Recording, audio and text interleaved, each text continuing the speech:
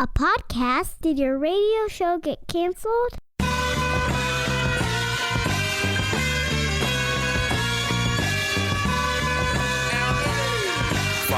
Fire.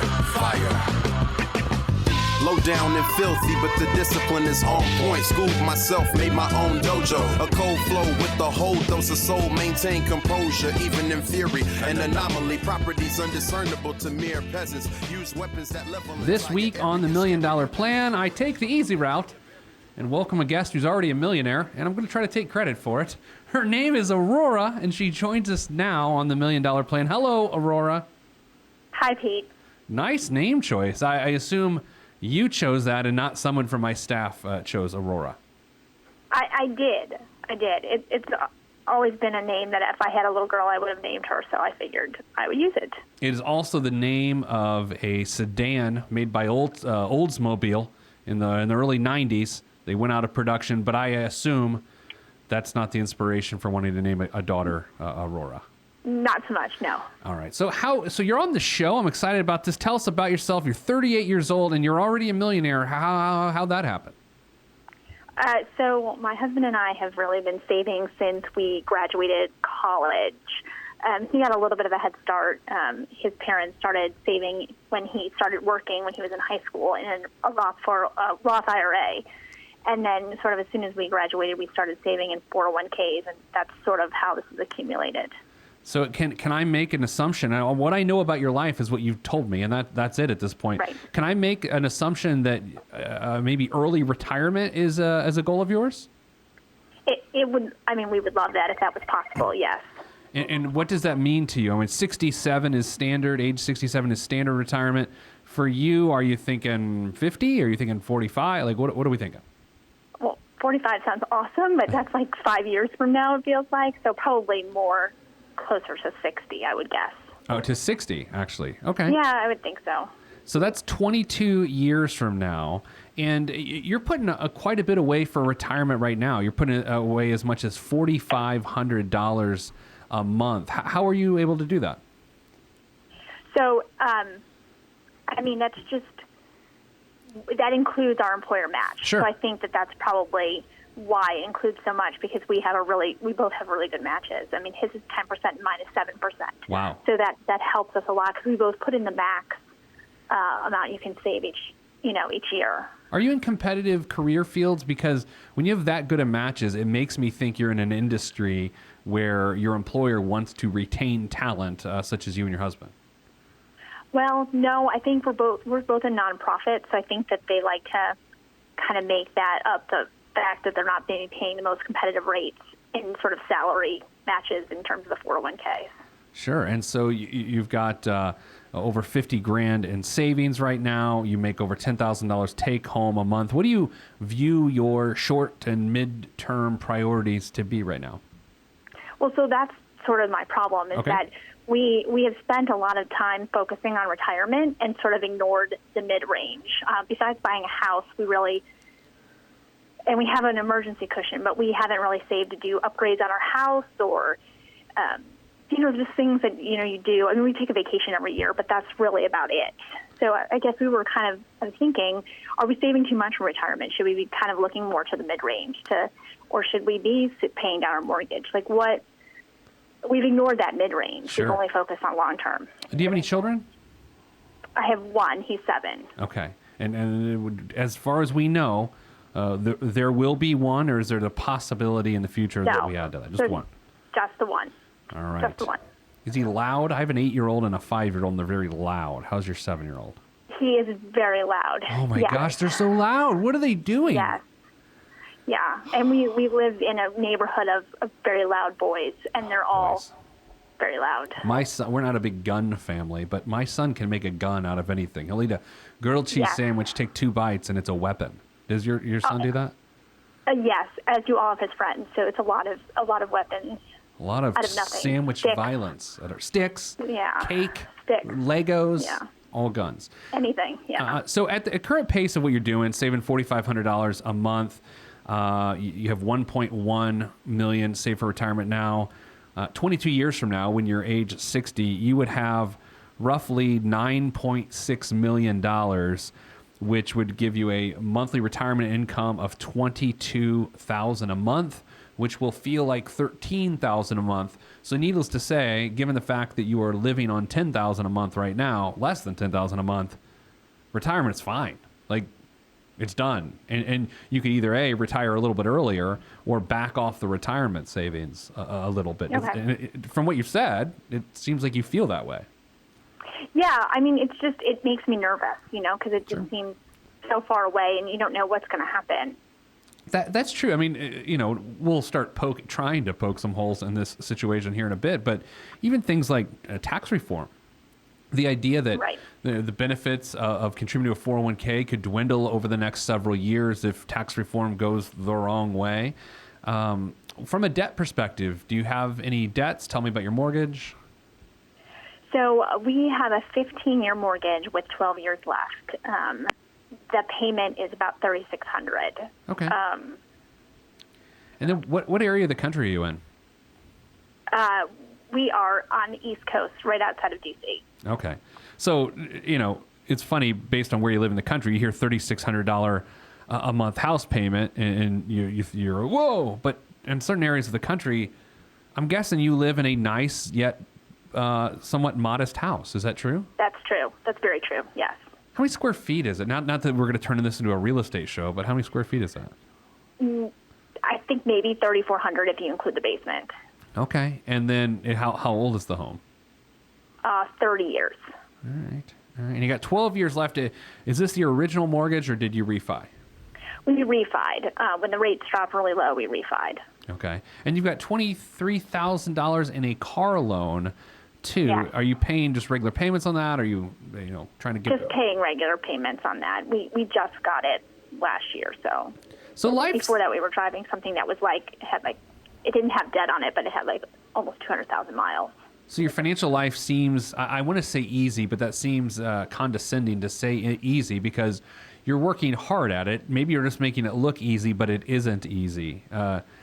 Is that true, or is it easy? I think I feel like we don't want to squander the opportunities we've been given. Sure. So that's maybe sometimes it's easy, but I just want to make sure that we're maximizing, and I'm not going to wake up 20 years from now and wish I had done something different. Do you have a strategy or any thoughts around college planning for your very loud 7-year-old? Yeah, so we have about $87,000 saved for him, okay, and that's in a mix of brokerage and 529. My husband actually works for a higher ed university. Okay. So if my son could and should get in there, there'd be some discounts involved. Do you have any other aspirations other than retirement? It sounds like remodeling could be something, or pumping some money back into the house. Like, how much are we talking? Probably at least $100,000. Oh, wow. So what are we talking about doing? We're talking about a backyard, bathrooms, possibly a roof. I mean, nothing all that exciting. I mean, we're not talking about making a spa. We're just talking about, bringing it out of the 1979 motif. I like the idea that had your punctuation been different on the beginning of your phrase, it would have been backyard bathrooms. It's like, well, an outhouse is pretty nice, Aurora. Yeah. No. An indoor bathroom and maybe some kitchen upgrades. But are you trying to avoid financing this project? You want to pay cash for it? I would like to, if possible, yeah. So, yeah, this is interesting. So the question really is, how much can you lower retirement savings on a regular basis and pump that towards the funding of this project without compromising retirement, right? Yes. Ooh, I like this question. So let me ask a few others. You have $56,000. Bree, what slide? Can you pull up the slide of how much they have in savings there? $53,000 in savings. Are you putting any money towards that on a regular basis right now? We are. About 800 goes into an emergency / short term that we keep kind of going through. Okay. And then we're also saving for a birthday trip next year for when we turn 40. Oh my gosh, I'm having a birthday party. I turned 40 this year, and me and my good friend from 6th grade, who were still buddies, we're having a big party. But that's awesome. I'm excited. Yeah, I don't want a party. I want a trip. Well, have a trip. Yeah, I'm gonna have a party at a brewery. And that's where I'm at in my life. Fun. So, okay, you've got how much of that 53,000 do you consider to be what happens if we lose our job? 3 months or 6 months expenses? Like, what do you like to have set aside? I think about 35 of that is set aside for emergencies. So what's the math? 18 then is house fund? Can we call 18 as house fund? Well, that's so some of that is in like a brokerage account. Okay. And so I don't really count that. I don't know why, but I just don't. Well, I mean, you can do what you want. I mean, you can consider it however you want. Would you consider anything of the 53 for the remodel? Like, you just tell me how much. I guess let's say 15. Okay, so we got legitimately $85,000 more to accumulate, or is 100 being very liberal with the number? No, I think 100 is probably right on. I've priced out things, and I think that's probably where we're at. How much a month? Okay, if I tell you to stop funding your emergency fund and put all of your funding, other than retirement, all of your other funding towards this 15, how much a month can you dedicate to the 15? Probably 1,000.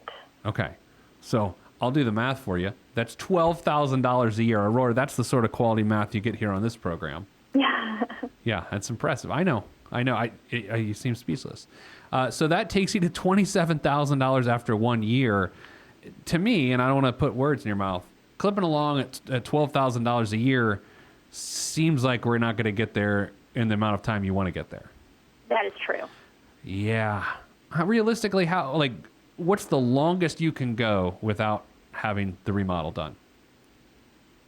Oh, I think we could probably go pretty long. It's mostly, I mean, it's all functional. It's just more luck that I'm Can you do it in stages, or do you have to do it all at once? No, we could probably do it in stages. Maybe that's the way to go. It's like, list out the projects, list out the dollar amount, and then prioritize them. And then that way, it really, I would think that'd be very motivating to just say, we can take out projects 1 and 2 this year, and then maybe 3 over the next 3 years. Does that seem reasonable, or would you not get into that? Yeah, no, I think it's very reasonable. Like, what would be the first thing you want done, and how much would it cost? Well, I would like a new bathroom, and it's probably about $25,000 okay, for so the master. An indoor bathroom. An indoor master bath. Right. And there's one toilet? One toilet. Why are there always 2 sinks and 1 toilet? You ever think about that? I don't know. I only have 1 sink now and no drawers, so I would like 2 sinks. 1 sink, no drawers. I grew up in a plumbing family, so I feel like I know a thing or two. About, it has a shell. Yeah. It's a shell. Did you get the joke? I said a thing or two, and I'm talking about plumbing and toilets. Thing or remember? Oh, I did not get that, but now I do. Ooh, that's rough. Okay, so you could conceivably within 12 months fund a bathroom, right? Because you got 15 out of 12. So can we do that? Can we agree on that? Yeah. How does that feel? Like next May of 18, they've always said, and by they I mean no one, that's when you should redo a bathroom. I think that would be good. I mean, it seems sooner than what I was thinking, so that's good.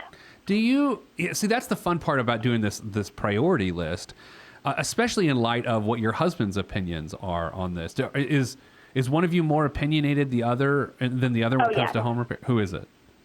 It's me. Okay, well, at least you admit that. Jeez. Yeah. Wonder if someone asked me that same question. Who's more opinionated about home repair? I guess it's probably me. I don't know. No, it's definitely me. So if you went to him tonight and were like, hey, here's what we're doing. Next May, we're doing the bathroom and we're paying for it in cash, he'd be like, all right, cool. Yes. Really? So you can just sort of call those shots and he's like, yes, I trust you. Let's do it. Yeah, because I feel like we've been talking about this bathroom for so long that I think he'd be like relieved that we kind of came to like a decision on it. How do you price it at 25? I'm curious. Have you actually priced it? We've had bids come in. Yeah, we've had bids come in. And that's sort of mid-tier in terms of the bidding structure. Okay. You could do like heated floors or anything like that? No, that doesn't even include heated floors. I would like them, but they're like almost too expensive for it. Because it would involve some rewiring and some electrical work. You ever stay at hotels? I travel a lot, so I'm always in a hotel, always checking out hotel bathrooms. You ever see those mirrors that make you look like a model? And maybe you look like a model. I don't know, I've never seen you. But there's these mirrors when you stay at a nice hotel that make me look like, I look like Denzel.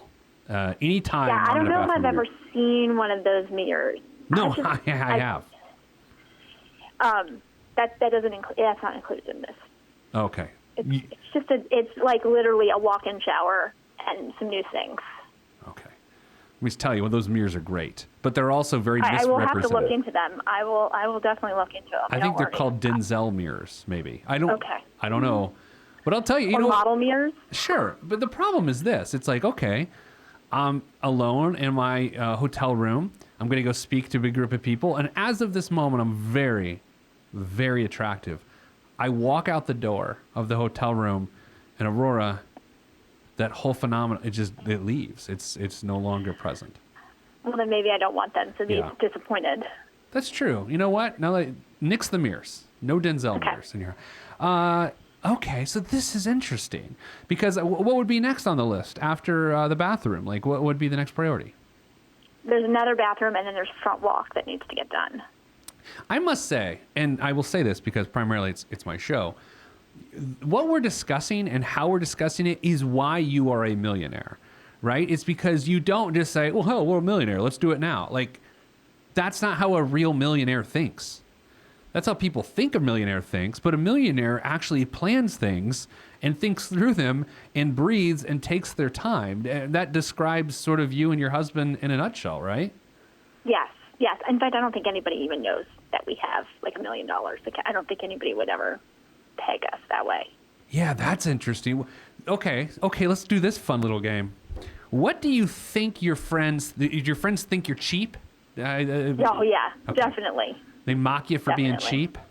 Oh, yeah. I mean, using coupons the whole bit. They definitely do. But they would be surprised that you were a millionaire, but they wouldn't be shocked given that you're cheap.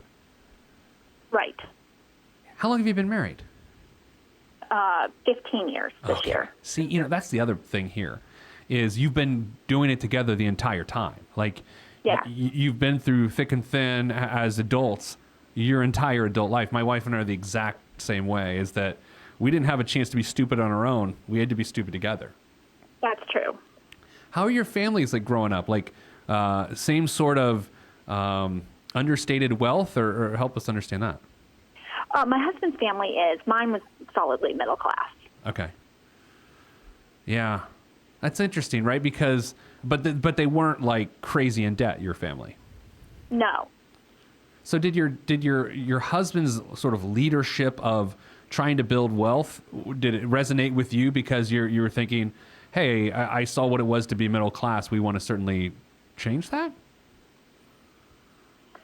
I don't know. I think, we both just started saving, and it just sort of grew, and then we were like, oh, this could really amount to something, and so it just kept on working. I don't think that we made a conscious decision. It just sort of happened. How now it's more conscious, How do your salaries break down? You make $235 as a couple. How does that break down? Like, who makes what? He makes about 130 of that, and I make about 105. Okay, and see, I think it's also important to point out you're just outside of D.C. I wonder how those salaries translate to middle America money, right? Is it really 80 and 60? Is that really what for as a frame of reference? I was talking to someone who lives in L.A. just last week, and a entry level person within a company, an administrative position is like $55,000 to $60,000, whereas in middle America that's $30,000, right? Yeah. No, it's definitely different, I'm sure. So I would actually peg your income, if we're trying to translate this to what it is in the rest of the country, other than a Manhattan or San Diego or something, I would put you probably at about 140 to 150 of household income, because people are watching this right now and they're saying, oh, you're a millionaire with $235,000 a year of income. That's true, but the cost of living out there, proven by the expense of your mortgage, is a lot higher than a lot of places in the country. It is, yes. You spend a lot on commuting to and from work? Yeah. I mean, like gas and insurance is higher and things like that. How about daycare? Because your 7-year-old, is there after-school care? How's all this work? Yeah, he has after-school care. It's actually, well, I think it's reasonable. It's about $400 a month. But, I mean, when he was not in school, it was like almost $2,000 a month for, like daycare for the day. Sure. Now, So that was a big deal. So when he went to kindergarten, it was like we got a raise. now, I'm going to ask this question. You know it's coming if you've ever listened to the show. Where are you in terms of life insurance and a will? So we both have term insurance that we got when my son was born for 30 years for $1 million each. Okay. Plus we have whatever the 1 or 2 times our salary is at work.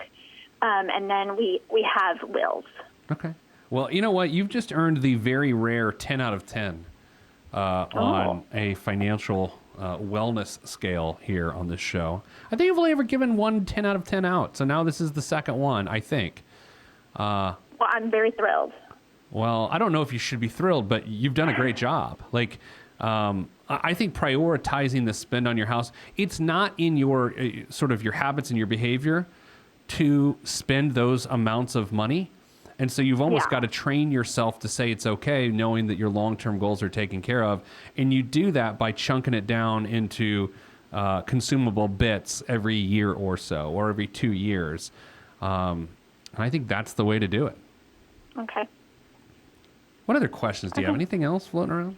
Yeah, so I save most of my percentage in a Roth 401k. Great. Do you think that makes sense at Yes. our income level? I don't know what the tax bracket are off the top of my head.